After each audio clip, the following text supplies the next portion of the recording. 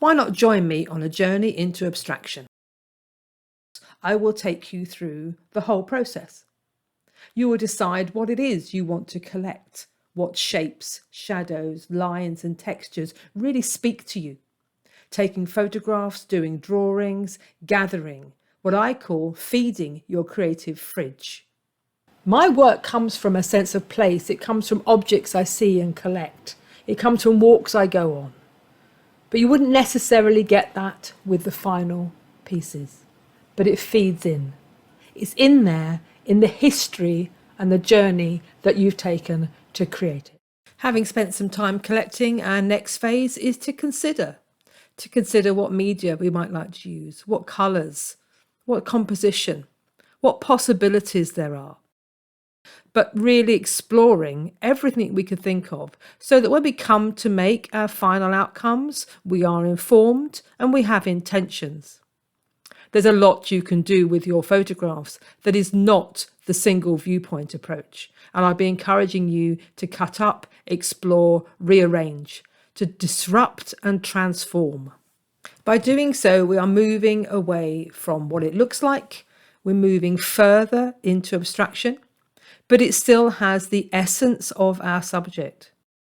The subject can be anything. It can be landscape, it can be cityscape, it could be still life, it could be memories. It could just be a thought or an idea. But by hanging on to an intention, by having a subject, your work will have a deeper meaning for you. In the last section of the course, we'll be diving into creating.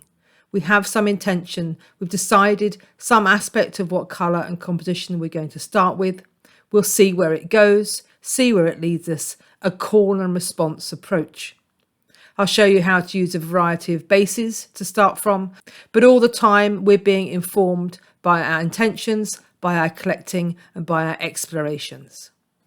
Throughout the course, there are a number of media demonstrations where I show you interesting techniques to enable you to transform and disrupt. This is not a painting course. The expectation is that you are comfortable with your chosen media, whether that is oil and cold wax, acrylics or printmaking. The skills you will develop on this course are very much about developing. But on the whole, this isn't a skills course.